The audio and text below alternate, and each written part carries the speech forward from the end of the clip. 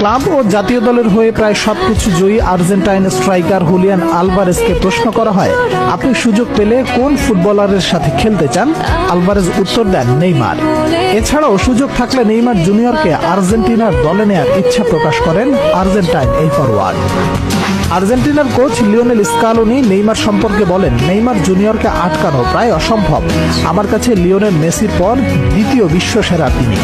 Scaloni আরো বলেন, আমি যদি পারতাম আর্জেন্টিনায় খেলার জন্য কাউকে বেছে নিতে, তাহলে আমি নেইমার জুনিয়রকে বেছে নিতাম। ব্রাজিল সমর্থকরা তখন বুঝতে পারবে যখন সে অবসর নেবে।